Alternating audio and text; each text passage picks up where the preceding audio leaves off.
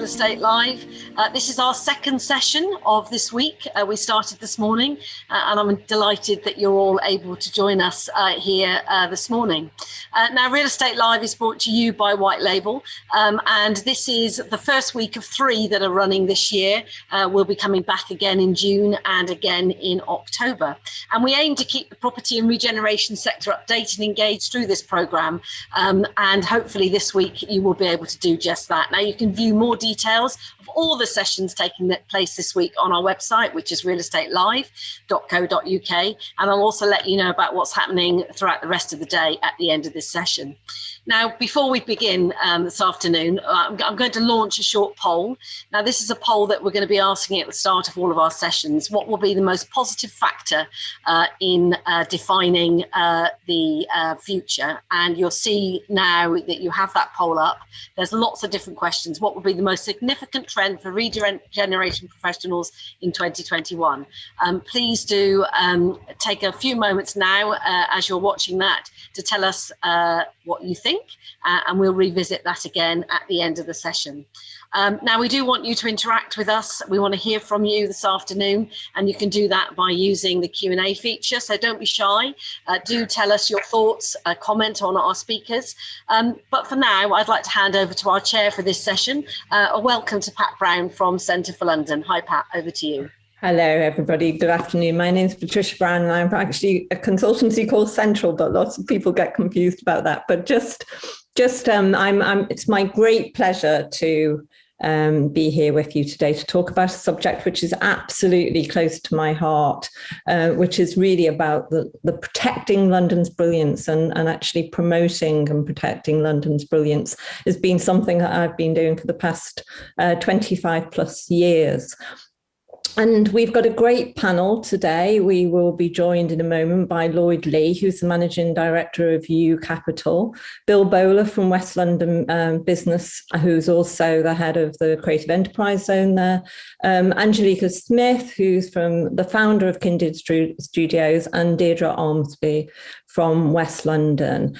And it will be an opportunity to hear from them, and both in terms of their short presentations and then a panel discussion, and then hopefully discussion with you, to think about how we actually support and protect and actually bring back where necessary sort of this wonderful symbiotic relationship that has driven London over the past 25 years. It's this notion of the creative buzz of London, the creative sector, that cultural life of London, and the combination of it's the wider offer, the retail offer, the leisure offer, London's open spaces, its public life that has really grown over the past 20 years, walkable streets, has really driven London. And that's been underpinned by an extremely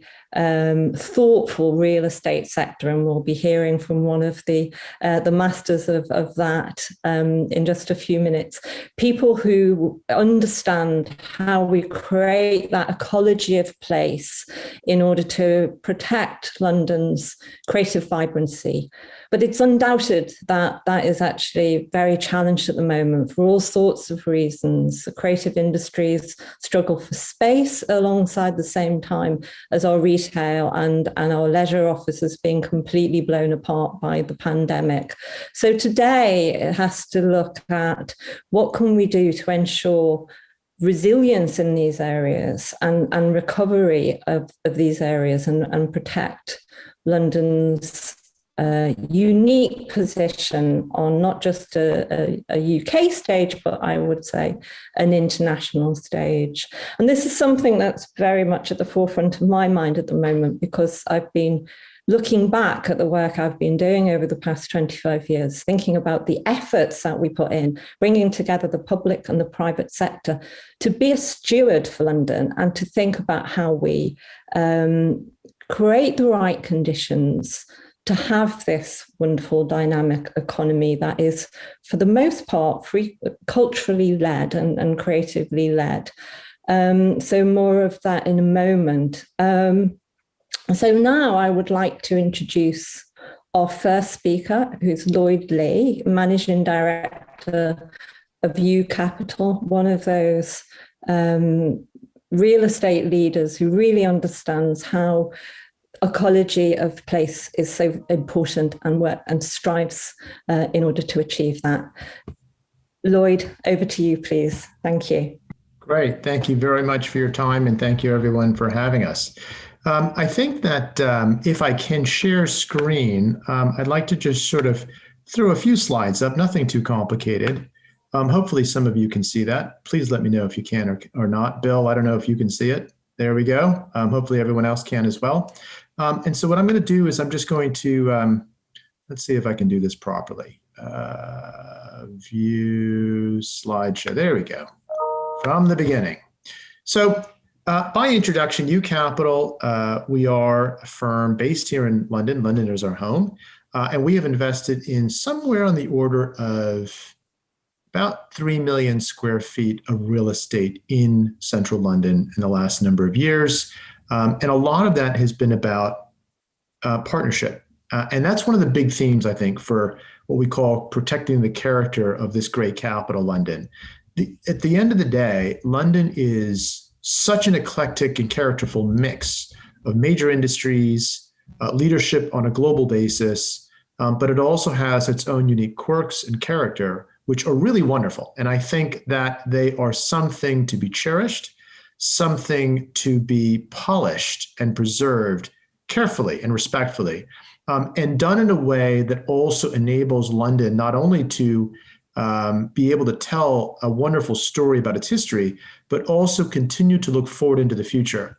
Because in the end, one of the key responsibilities that we all have in real estate and as a city like London is to ensure that as a leader in the world, we continue to look forward, because the world, I think in many respects, looks to us to do that.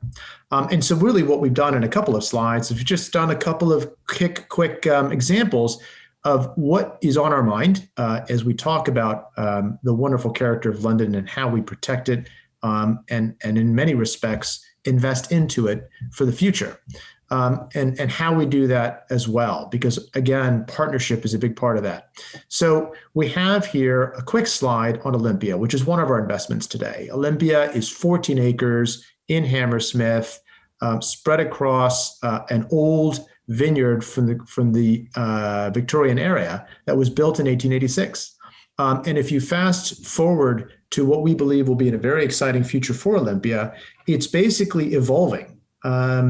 It's evolving from a historic 19th century series of 5 exhibition halls into something which actually not only preserves and polishes those exhibition halls, but then adds many of the modern features that we think a district for exhibitions really needs to have to be, again, world-class and world-leading. And so what we've done is working very, very carefully in partnership with Hammersmith and Fulham and with the wider community, not only of the exhibition industry, but of the creative industries generally that already exist and lead the way in West London, as well as local area residents and community groups. We have created a vision to take these 5 exhibition halls and add to them over 1.25 million square feet of new public squares, pedestrianized streets, 5 live entertainment venues, but also a school for the performing and creative arts, as well as art house cinemas. We're working on a live jazz club that hopefully we will be announcing in the next quarter or so. And the idea really is, let's take these historic exhibition halls, which have effectively been a leading place for 130,000 SMEs every year to show their new wares and their new innovations, but actually open it up to the public. Because historically, the only way to come into Olympia was if you bought a ticket. And we believe that Olympia has a lot more to offer the wider public where you don't have to have a ticket. And as a result, we've opened up these spaces for people to come and enjoy, experience what it's like to really come to a place where companies, brands, startups, incubators are really showing the world and London what is new in their own businesses. And that's what exhibitions are all about. So not only will you be able to see that inside the halls, inside exhibitions, but you'll also be able to experience that outside the halls in the public venues, whether it's in young restaurants, new artists, jazz clubs, and what have you, which are all about innovation and experience. This is another one of our investments, which is in Shepherd's Bush Market, which we acquired a controlling stake in September of 2020, September of last year. And it has undergone an inordinate amount of pressure in the last several years due to probably 10 years of underinvestment, practically no investment. Obviously, we're now experiencing COVID, which is incredibly difficult for retail.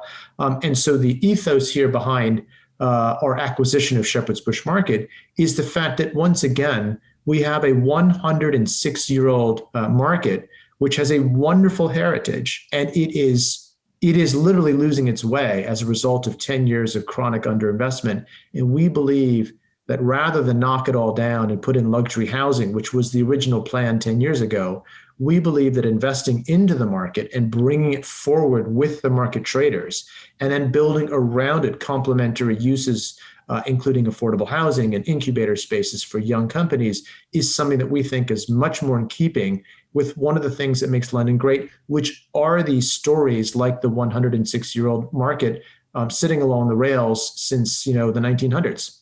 And so we're just getting to work on that, and we hope to be able to have some exciting announcements over the coming year. And then this is something that's actually in the works. This is we've kept it anonymous, but this is a joint venture with a local church who has inherited a building from the 1950s. It has not been renovated since 1971.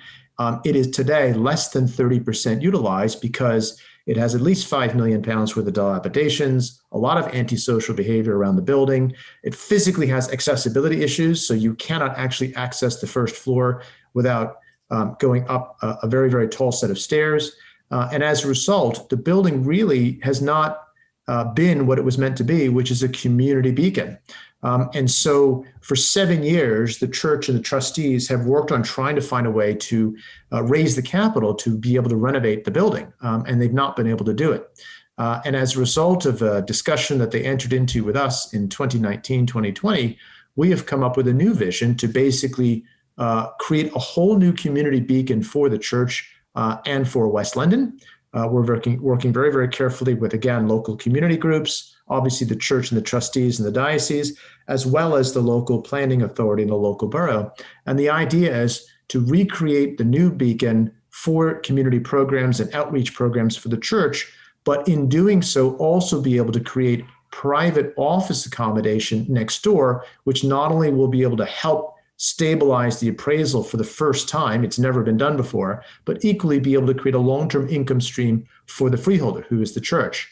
And so we're creating not only great community stories, but we're doing so in a way that creates a sustainable business model. And again, that comes down to the same theme that we iterated in the beginning of this, which was about partnership. So that's a little snapshot of us, and I'm sure that people are interested in hearing from many of the panelists today. Thank you very much, Lloyd. That was absolutely fascinating. I learned a lot. Thank you. And that example of that sort of partnership working stewardship is so fundamental. In fact, I think it might be useful at this point to, you talked about incubator space, and I know that one of your tenants is on the panel. And it would be great now to move over to Angelique and hear from your perspective, please. Thank you. Thank you. Well, I shall introduce myself a little bit. I'm Angelique Schmidt. I run an organisation called Kindred Studios, and we've housed 285 creatives over the last 6 years in temporary space. And it's a project that began really a bit accidentally and eventually grew in something really interesting. It's an art studio, but the art studio is full of really interesting and wide range of disciplines and creatives. And in a sense, it's an accidental community. I mean, through starting Kindred Studios, I realized that there were lots of components that came together that are actually really important to the functioning of a society. Can I also say, Lloyd's presentation was fantastic, and I feel like I need my props now just to show what we've been doing over the last 6 years, because I have some great photographs. So I feel like I should have really put a presentation together. But basically, we are right now in one of UCapital's fantastic spaces in Shepherd's Bush. We have a permanent space that's right behind it, that's in Hammersmith. And we have this great opportunity to continue operations in Shepherd's Bush in this next to this fantastic market. We are, sorry, I've lost my thread a little bit. We are basically right now 60 creators in this little space and basically continuing operations, and we'll we'll move into our permanent space in just a few months from now. So why did you move there? Tell us about that. Why did you choose to be there, and how important was it to you? It's a very important. It's very important for us to continue operations, really, but also to, we've been fundraising for the last 2.5 years for this permanent project, and I think to show that there's a huge amount of creative people in the area was very important. We have 1,600 people on our waiting list. And I've been trying to explain to our local authority that we have basically an invisible workforce in our area. And so to be able to, inhabit this building for a year means that we were able to kind of, bring the applications all together and actually show that the demand for space is still rife in West London. And so that's very helpful for our fundraising. But also just to demonstrate and continue just sort of analysing this project and bringing together the story, which is quite incredible in West London. Sorry, what was your second question, Pat? Really about how important the role of the creative industry, that the landlord question, the relationship between the landlord and the creative sector is. That would be great to go into that. Yes. Well, look, I mean, we feel extremely lucky to be speaking with UCapital and being inhabited this temporary space for a while. But also, temporary spaces are very important in the sense that we're able to demonstrate with real facts, with real metrics, how very, very important and how big a scale of a problem there is in the area. And so, we feel very lucky to have this space for a year, and UCapital have been incredibly great at, sort of allowing us to use the site as we need it. And it's not always the case in previous buildings. It can be we basically, as an organisation, we offset the business rates. And so we're kind of given this space, which is usually in very poor condition, and we kind of inhabit it and we make it into something really beautiful. And then we get moved along, and, that's the nature of things. But at the same time, I also recognize that despite the fact that this is now the third project, and yes, we are moving from it, it's also allowed us to get all the data that we needed in order to be able to show that this project is really, really valid, and therefore bring the funding together to be able to find our permanent project. Super. Thank you very much. And it's that sense of partnership that Lloyd started to talk about right from the outset that's so critical in this. 1,600 people, I think, use people who are looking for studio space, which I think neatly takes us on to Bill Boler and the work that he's doing in West London business on the creative enterprise zone, and to pick up the thread of how do we make more space for the creative sector. Bill, over to you, please. Thank you very much, Pat. And, the answer has been discussed in part that it's partnership. Our role in the creative enterprise zone, that's based in Hounslow but servicing West London, is to promote the creative industries. And the creative industries are so key to the vibrancy of central London. And what we also realize is that there are challenges in terms of providing affordable space. We've got plenty of supportive institutions. We've got FEs, we've got HEs, we've got landlords, we've got council-owned spaces. The challenge is that everyone is under pressure to maximize their assets. So we've got situations where a council has got the vision to rehabilitate Boston Manor House or support Scion House or Chiswick House to become places for creative industries. At the same time, in one of the areas, one of our dance studios recently lost their space because the council had to turn it over to a food bank to address the COVID. So, there are real challenges within this opportunity of temporary space. At the same time, we're finding that it takes the vision of landlords like U Capital to really understand that the role that creative industries can play in helping to enhance an overall project. That challenge is very different for a landlord of a single building. We're trying to promote creative industries and makers and artists, and all it takes is a data center to come along, and we're unable to match the commercial viability for the landlord. So the one thing that we are doing is trying to look at those parts of the creative industry that perhaps offer a little bit more commercial heft. So the one thing that we're looking to do is try and maximize the opportunity presented with the TV and film industry. West London has a strong history of film, and between the broadcasters like Sky, ITV, BBC, to the main studios like Ealing and West London, and even just, forgive me, but crossing the border into Pinewood and Shepperton, West London has a strong culture, and it is one of the creative industries that has grown the most. So one of the tools that we're doing is seeing if we can tap into this industry and make introductions to our landlord from this industry that is seeking space as a way to demonstrate the commercial viability and the relationship that having the creative industries as part of a development can add. Both to a project's bottom line, but more importantly to the vibrancy and economic development that we're all seeking to promote as well. Sorry, I was on mute.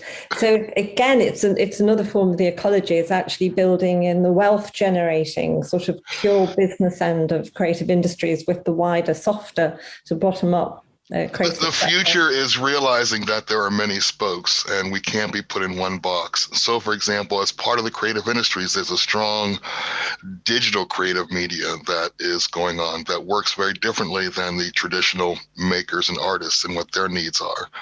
And some of that innovation is driving world-class commercial opportunities. For example, there are several groups in West London that are working in virtual production, which is one of the new things in TV and film.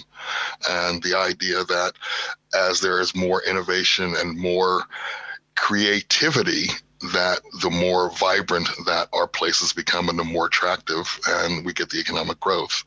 So I think it's being versatile, like Lloyd and Angelique, realizing that, we recognize the value of the creative sector, but we also realize that the creative sector is a big umbrella and a big tent. And there are different parts of it that can play different roles. And I think it's going to have to be through that sort of partnership role, because it's very different and very difficult for a lot of, I think, for the makers and for the artists and a lot of the creative people that we support to just find that space and then find that space that's affordable and find space that gives them sort of assurance of being there for a while. And that's the biggest challenge, but one I think that, the London's real estate development and creative community is up for and tackling. Brilliant. Thank you very much. So I would like to move over to our next panelist, our final panelist, which is Deirdra Armsby from Westminster City Council, who will pick up the thread that's been going throughout this about the importance of partnership, especially the public and private sector in working in Westminster to continue to protect its reputation and its character. So over to you, please, Deirdra. Thanks, Pat, and good morning, good afternoon, rather, to everybody. Yes, I mean, obviously, these have been extremely challenging times across across real estate in general. Bringing it down to Westminster, we've had some common ground experiences, I think, that we will share with other London boroughs and the UK in general in terms of how recent events have affected our particularly local high streets.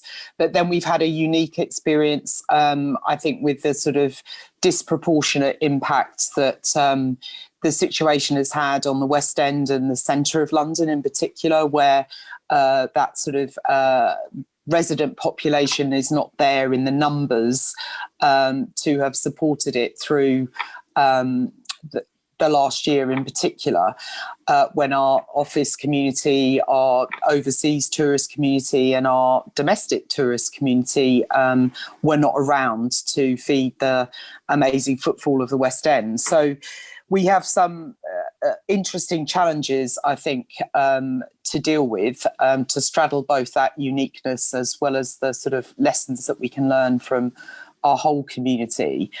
But what it has absolutely demonstrated, you know, in spades is the fact that there's no one solution here. It's not a one-dimensional problem, and it won't be a one-dimensional solution.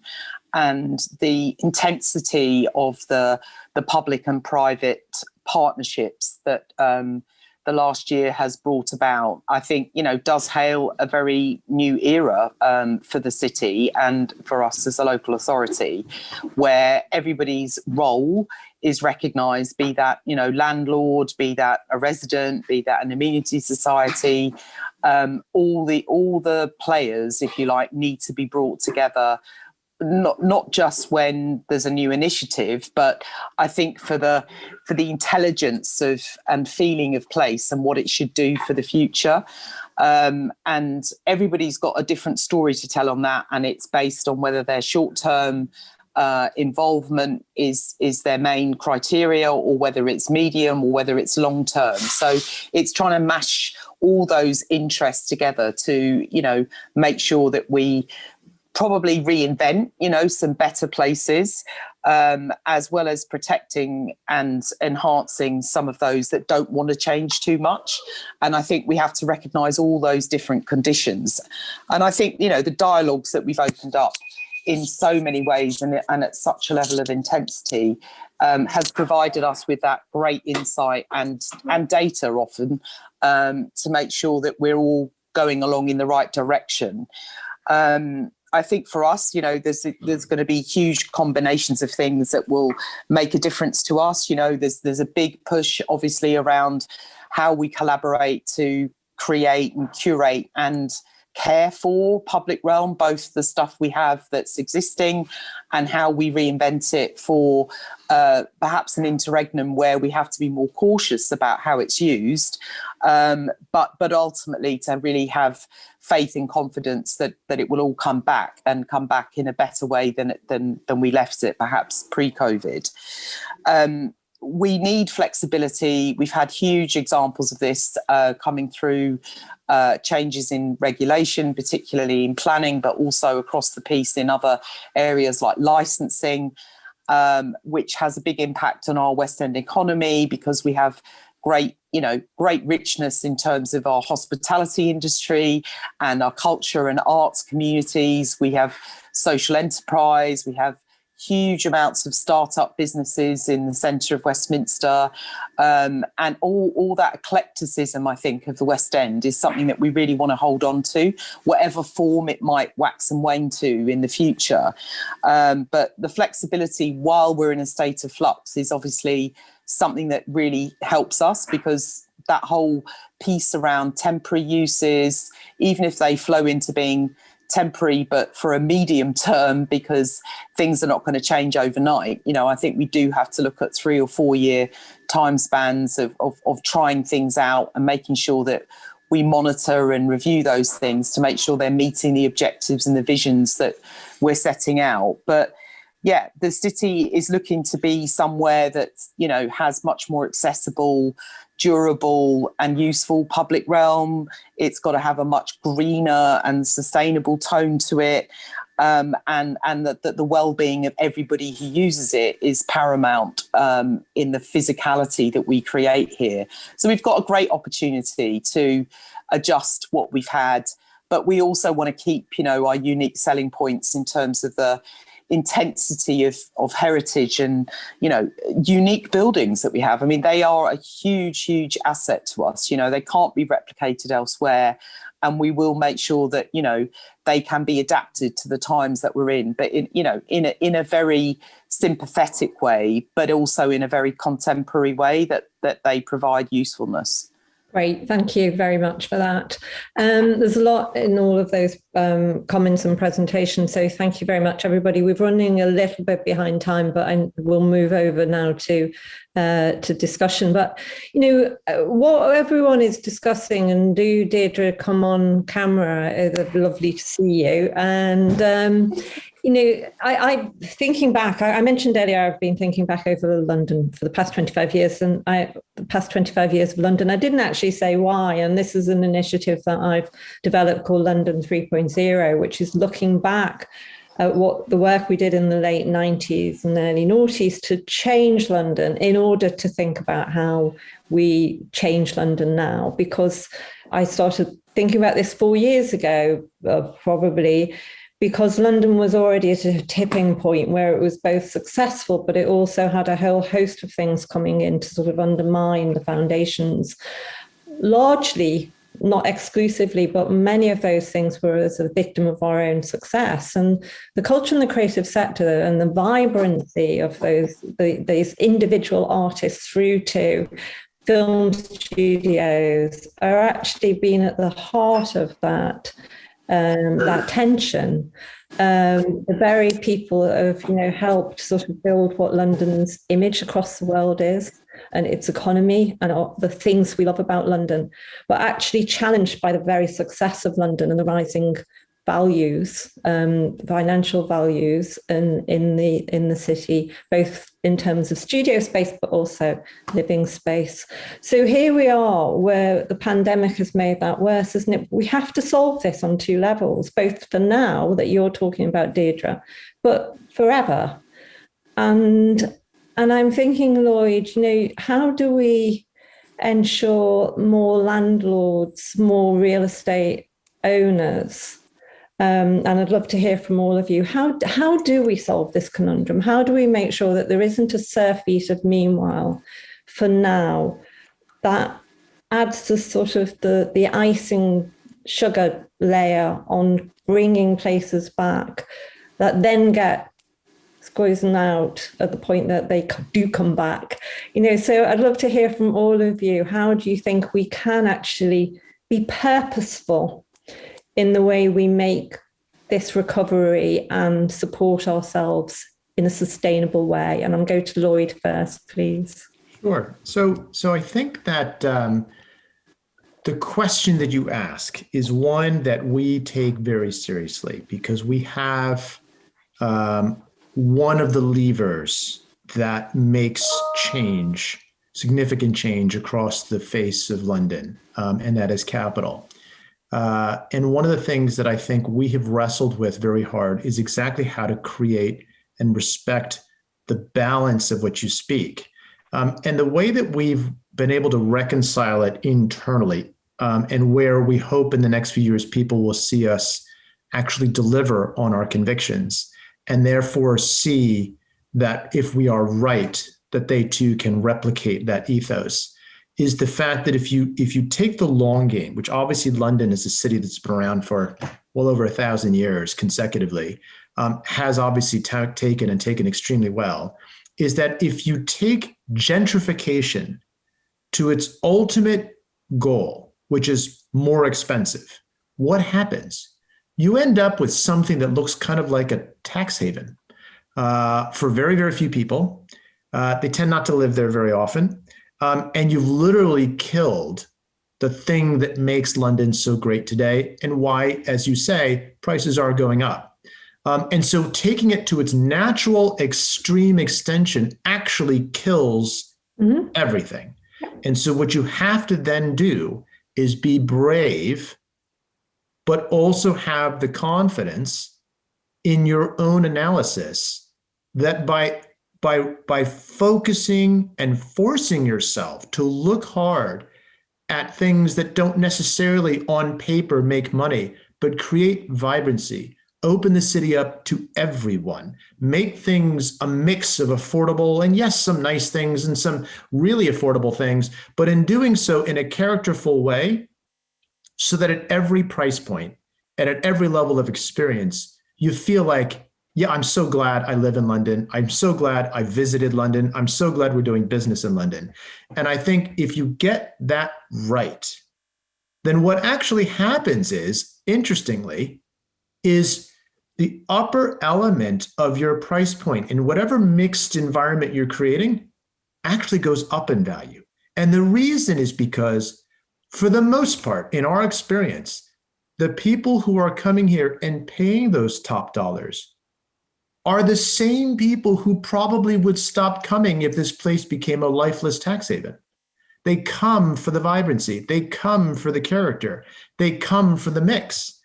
And as a result, it's our responsibility then to ensure that we protect that mix and we have the discipline to instill it in everything we do in real estate. And I think if we do that, we will be successful. Thank you. Just brief comments from the other panelists, Ruth, so we can get some questions in. There's already one on the Q&A. So Bill, and then Angelique, and then Deirdra, please. Yeah, I would just reiterate that, to Lloyd's point, that taking the creative industries for granted does not give us the solution that we long-term want.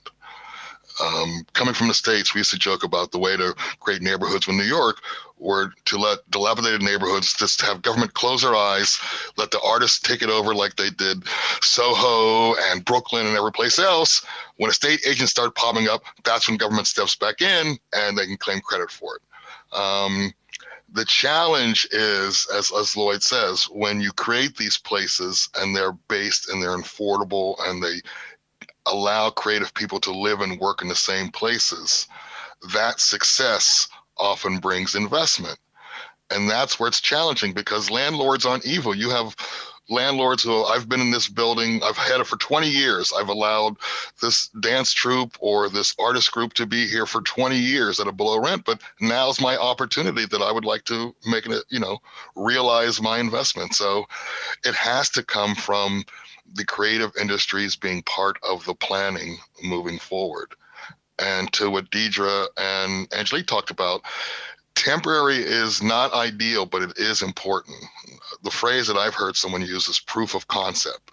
And so often with landlords, it's proving that through a temporary use, maybe this creative activity or creative entity can show, wow, it really does draw people. If this draws people, this helps my other businesses. So maybe there's a way to educate the landlords in terms of trying to see where creativity can help enhance their asset, as opposed to being viewed as a loss leader on a particular site. So there's a question in the Q&A, which I'll return to, about, so have a think about this. I don't mean quicker answers. We need a speedy answer to this. Have a think later is how landlords and leaseholders reach a balance which could deliver value for both while having different objectives for their success. So while you have a think about that, there's another question I'll come on to, over to Angelique and then Deirdra. Yes, I mean, just at the risk of reiterating what the other two gentlemen said, I mean, incredibly important. I think proof of concept, absolutely, Bill. Those temporary spaces allow for that to happen. It's incredibly important. But I think there's a need also to observe, and that's what there's been proof of concept, and actually just looking at several. I mean, sometimes metrics, culture is very difficult to put down and boil down to a number, but we all know it. We all know that it represents something incredibly important. I mean, when you develop an ecosystem where the culture comes out of it, and this culture is incredibly important because it entrenches loyalty, attachment, a sense of belonging in place. And I think that's what really we're all aiming to do. And I think on both sides of the equation, whether it's developers or creative industries, and you're looking then possibly whether it's legislation or I don't know what's required, but something to keep that balance in place, because it so works. And we know it when we find ourselves in a place that has it. And so that's what I want. Thank you very much. I don't want to put words in your mouth, Deirdre, but is it planning? Anyway, you can say whatever you want, but I wonder, is it planning? Yeah, look, I mean, I think, the regulatory system, as Angelique has just touched upon, definitely has a role to play here, question mark. Would we have affordable housing in the quantities that we have, notwithstanding that there's still a big gap between demand and supply, if it wasn't prescribed? And I think we probably all could say maybe not. So I think the regulatory system does have a role to play. It's traditionally had a role to play in protecting uses such as has been, discussed, the creative industries, those sort of things at the edges of things. If they're protected through regulation, it keeps the price down too, and the expectation, the hope expectation. I think we've been through a period in the last 10, 20 years where things that were sacrosanct in those systems have been opened up a bit more, so that perhaps that march of the market across those previously protected uses has been a bit stronger than it might have been in the previous 20 years. So yes, I think regulation, if it's sensible, has a role to play, but it should not be perceived as a barrier to the progress and adaptation of cities. The reason, that London has been a successful place for 1,000 years, as Lloyd said, is because it's just infinitely adaptable, isn't it? It's been welcome to all comers, different models, trying things out. It is the concept of temporary uses, being flexible, especially when you're in a state of flux, which I think we probably would all agree we are now. And I think the fact that it's got this eclectic, investment communities as well, from the short term to the long term investors, I think all of that, if you can harness it around some common purpose, and I think the last year has actually made everybody really filter down to what's their core agendas are. I think, everyone's worked out the common ground and how they absolutely need to collaborate, to make sure that we get to where we want to be. And we'll always have to manage expectations around value. I think we'd be very naive if we think we're going to be able to get rid of that through, more extreme regulation, which nobody seems to have an appetite for anyway.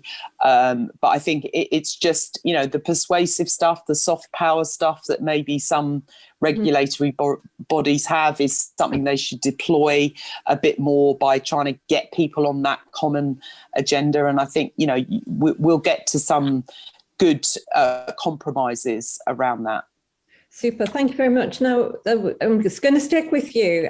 I'm just going to ask for brief answers to this next question, which is really about how someone's asked a question about how people can live and work in the same place. And that's been picked up already. But, that adaptation that you're talking about, could you imagine, Deirdre, a situation where there might be more people living in Westminster? You already talked about the fact that its lack of residences has been a bit of its undoing. Would people actually, could you imagine live workspace and things that enable people to live closer to home? And we can whiz through and talk about living space with the rest of the panel as well, but start with you. Yeah, I mean, look, I think that the whole planning system has always been actually very permissive around live work. I think the problem, and I encountered this as a much younger planner when I worked in Hackney and looking at what should we do with the city fringe, because at that time there was nothing going on there. You had this whole stock of buildings that people were, sort of distant owners to, if you like. There was no care and curation or creation going on there at that time, and it was about saying, okay, look, maybe this is a step in the way of enabling employment, because that is the issue around the centre of Westminster. This is a UK significant area of employment, 770,000 plus jobs there. You know, that's not something that we can say it's okay if you convert the space that's used to create those jobs into something else. You can't give that up, if you like, readily. And I don't think anybody would want us to. So, we are very keen that it's economic, sort of USP is kept. But I think there's probably some space to mix it a bit more in particular locations. And obviously, in order to do that, everybody's got to understand the sort of the nature of the place, and there's got to be the compromises around acknowledging the requirements of residential, good quality residential with sustainability in it, that people don't come and go because the residential environment's not quite what they want it to be. So it's got to be definitely, a proper environment for somebody to live. Okay. But maybe the nature of work, because it might be more individualistic, entrepreneurial, that tends to be a better neighbour than some of the things we traditionally thought of as locating in city centres. Thank you very much. And I don't expect every panel member to address this, but does anybody else want to talk about the notion of living and working? Yes, Angelique. Yes, I love the idea of live work. I think it brings an awful lot of people together in the community. It allows for better parenting as well, because you're never far. I mean, there's an awful lot of reasons that make sense. But also we're kind of going back then to almost a pre-industrial state, aren't we? Wasn't that always the way? People just lived and worked in the same places, and that worked, and that changed after our systems changed. But to a certain extent, we can conceptualize as much as we like about it. People, societies, things happen in society as they have this year, and people naturally take the formations that make sense for whatever has happened, whatever is enabled. So I think live work is almost inevitable now in view of the way things are. There's an interesting research study being done by Francis Hollis at East London. I think it is one of the universities at East London, and that's looking at live work. And one of the things she pointed out was the Landlords and Tenants Act or something for over 100 years ago that stopped people working where they lived because it was creating very cramped conditions and very poor living experiences. There's a lot of history that we need to unpack here.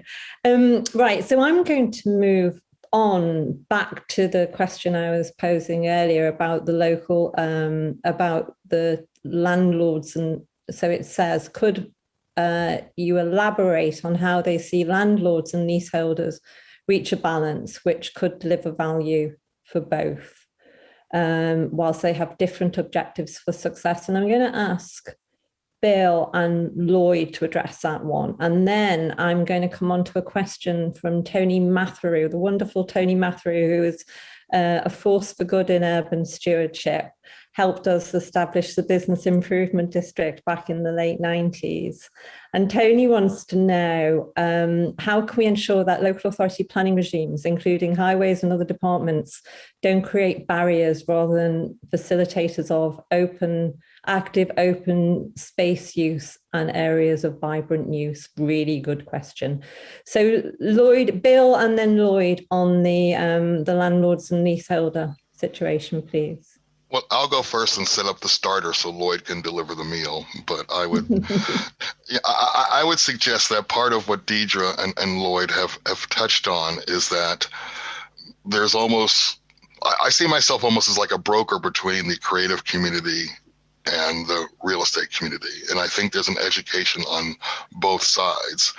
But I think it's also recognizing that, investors, landlords, and even councils are under pressures. And I have total sympathy for Deirdra. I've been working with a council and we talk about a particular site for a creative industry. And one week it's, sorry, we've got to deliver housing and we need housing, blah, blah, blah. So it doesn't work for you. The next week it's, we've got to create jobs because we're in economic recovery. So the site needs to unlock jobs. So whatever it is, you're not out. And then the next one is that now we're under our green recovery and we're looking at this. My point being is that the priorities that I think some of the councils are under in terms of giving direction and support to landlords gets confusing because of this thing. And so in a weird sort of way, if every council had the freedom to say, Mr. Landlord, here do affordable housing, but here include creative element, include live workspace, include that would be much easier. But the problem is that it becomes not something we want you to do, but it becomes a long list because we've also got to ask you for jobs, ask you for the affordable housing and everything else. So there is a little bit of confusion that's not the fault of the councils or the landlords. It is these sort of crossing priorities. And again, unfortunately, we do need the jobs. We do need affordable housing. But when it comes down to talking about a particular site, those type of pressures end up excluding the creative industries because of those other uses. So it does take this, as you said, a rebalancing of the relationship so that landlords, especially the people like you or Segro who own a mixed use site or multiple sites, can embrace that discussion as opposed to some of West London's smaller individual landlords where you're talking about a particular building. Thank you, Bill. And Lloyd, if you wouldn't mind keeping your answers succinct so that we can follow on with Tony's questions, please. Not at all. No, I'm loving this. I just wish we had a lot longer. It's just wanting to get Mr. Mathew in. Thank you. Sure. So I think in brief, the simple answer is it comes down to vision, and it has to be a shared vision. It has to be shared with the community. It has to be shared with people like Angelique and Bill and Deirdra. And we work very carefully in doing that for two reasons. One is speed. The one thing that we all need is we need it yesterday. The economy is not waiting around for any one of us as it goes down. And neither is COVID, sadly. But equally, I think what we find is you get better results when you do so in partnership with people, for example, like Angelique, who bring their own vision. And in working with her and her team, we've recognized that Shepherd's Bush Market does have the ability not only to support the original market traders, but we're now starting to think of a vision that will bring affordable housing to Hammersmith, but also that will find potentially a permanent home for some kind of a maker's market. And we don't know what it is yet. And as Angelique says, it will be a bit of proof of concept, but the idea of creating a community hub where people can live, work, create, invent. You've got market traders who are selling a series of unique wares. We think actually that is good storytelling. And in London, if you can tell a story well, that's where ultimately the economics will also come from if you work hard enough at it. And that's very much what we intend to do. Brilliant. Thank you very much. And Deirdra, a spotlight back on you. I think let's start with you on the question Tony's asked about blockers, removing the barriers. And somebody else has also asked about how accessibility plays into all of this, asking a question which I think is a really profound one, which gets lost in a lot of the push for walkability, is how when for elderly people, frequently the ones who've got what we used to call in Central London Partnership walking wallets, people who've got money to spend, kind of sometimes, accessibility as we push for, I'm extrapolating here, public realm, the accessibility is reduced rather than improved. Yeah, thanks, Pat. Going to Tony's question, I suppose I would resist a bit, as you might expect, the idea that local authorities are not facilitators. I think many planning departments over the last 15, 20 years, as well as their other colleagues in related professions within the arenas, have very much sought to encourage investment of their own resident communities, as well as external and in-kind investment, keeping the good things that they've got, trying to enable whatever physical means they need to stay where they are, etc. I think, the recent experience has accelerated that narrative that I would have hoped would have been coming from local government in the last 10 years or so. But, the proof's in the pudding, really. Most of the propositions that come through and in fact are generated by local authorities over the last 10 years, they're in the positive. Most planning applications are granted. We seek actively ways to create extra open space, for example, in areas that are deficient. I think the last 12 months or so have shown, certainly I would argue in Westminster, that we've taken a more flexible approach to what should our open space, given that it is quite a finite resource, how should we use it to best effect? So I think we're there in that journey, and conceptually to be badged as enablers and facilitators, and that's how we approach each proposal that comes to us.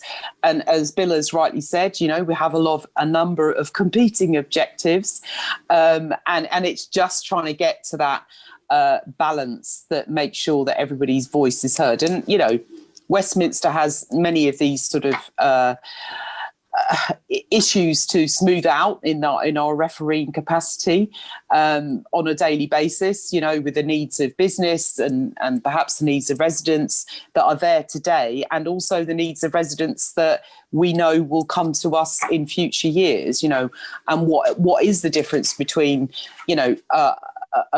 all multi-generational people using public space that we are investing public money in. How do we make it eclectic? We're trying some of those ideas out now in Strand Aldwych, that it should be a space for all, and to make sure that we get to that accessibility point that the other questioner has referenced. And it is hard, but we have some, let me put it this way, we have some very strong voices for the older elements of our population about the needs of the city and how those needs match with their needs, and that we should never forget them. So we're lucky, we have a strong insight voice on that. And we listen to it, and listen to it well, because they have a massive contribution to make to a very well-rounded, vibrant city, as Lloyd has said, is the ultimate in attractiveness for it. So, we're not looking at being one-dimensional about, the spaces that we have some control over. We do very much want them to be multi-generational, and that's definitely the voices that are coming from our existing population, and we know will be part of our future populations. So that's very much in our sights. Thank you very much, Deirdra. And I'm sorry we're timed out now, so I'll start drawing this to a close. That was a really fascinating conversation. One of my questions really is, how do we actually clone Lloyd?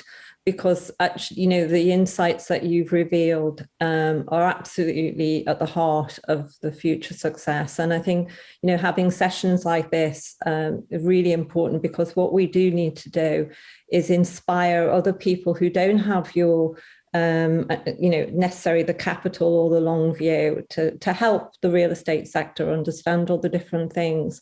We've heard from Bill about, amongst other things, about the fact that he's a broker, and we absolutely need that brokerage, that ability to actually be the person that helps organise and know the local knowledge and what is needed, and seed that out is fundamental. And Angelique, your relationship with your own tenants is another sort of important pivotal role in all of this, which is, ultimately we started, I think, right from the get-go talking about partnerships, and that's so much of what Deirdra has been talking about again. And I want to just reflect on in my final comment, which is, Lloyd, you talked about getting so far and not going too far, and having the confidence to do that. And it absolutely marries with what I've been saying we need to do next, which is treat London like a giant game of Jenga. Because personally, I think it was a model that was actually already broken. We just hadn't noticed it. And it's flipped over because of the pandemic and the way it has.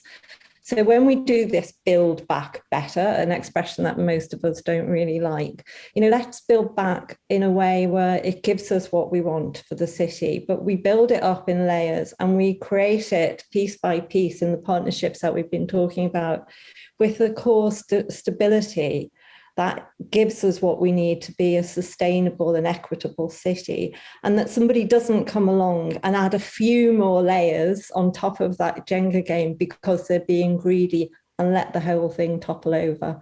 And that we need the common cause, which was also talked about. So thank you very much, panel and audience, for your attention and your contributions, panel. And it's been my pleasure to chair this. I'll now hand back to Catherine. Thank you. Thanks very much, Pat, and a huge thank you to all of our panelists. It has been a very inspiring and stimulating conversation, and one that we hope you will all continue beyond this session. This session will be available as a webinar video to watch on the Real Estate Live website very shortly for anyone that missed it. But we have lots more happening on this platform. We're about to head off in an hour's time over to Hammersmith, where we'll be talking about shaping greener places, and then heading down to South London to talk about the importance of the knowledge economy. So lots going on here all week. And once again, huge thank you to Bill, to Angelique, to Pat, to Lloyd, to Deirdre, for all your input this afternoon. Thanks all very much. And we look forward to seeing you at Real Estate Live session later on this week or even later today. Thanks very much and goodbye, everybody.